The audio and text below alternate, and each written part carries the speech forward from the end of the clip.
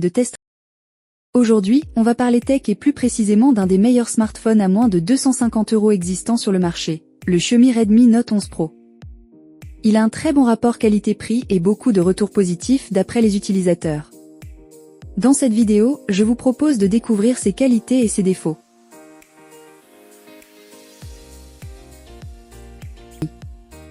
Le Xiaomi Redmi Note 11 Pro se positionne comme un excellent choix dans la catégorie des smartphones à moins de 250 €.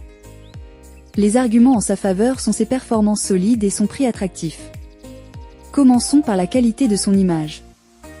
En fait, il est doté d'un écran AMOLED assez grand de 6,67 pouces. Celui-ci dispose d'une définition de 1080 par 2500 pixels et un taux de rafraîchissement de 120 Hz.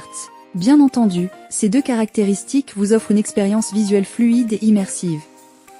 En termes de performance, ce modèle est sans doute fluide réactif venant complètement à bout d'utilisation quotidienne et multitâche. Son secret, son processeur MediaTek Helio G96 cadencé à 2,05 GHz.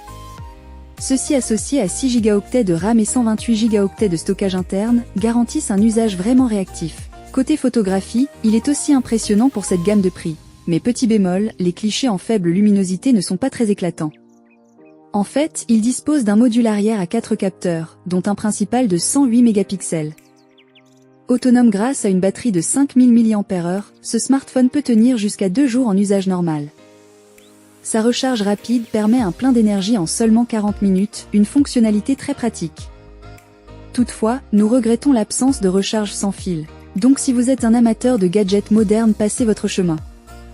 Pour résumer, le Redmi Note 11 Pro est à la fois efficace, polyvalent et accessible parlant de prix bien évidemment. C'est donc un choix incontournable pour les budgets modestes. Le seul point à garder à l'esprit ici est son absence de recharge sans fil. Ses avantages sont donc son écran immersif, ses performances globales très intéressantes, sa charge incroyablement rapide et sa grande autonomie de la batterie. Ses défauts? Il ne possède aucune possibilité de recharge sans fil. Voilà qui conclut notre test de ce smartphone à moins de 100 €.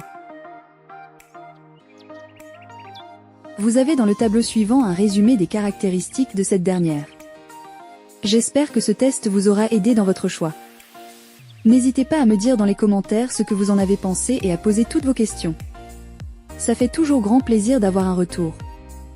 Le lien du produit est dans la description juste en dessous et n'hésitez pas à vous abonner et faire sonner la petite cloche pour être informé de chaque nouvelle vidéo et on se retrouve très bientôt pour de nouvelles vidéos.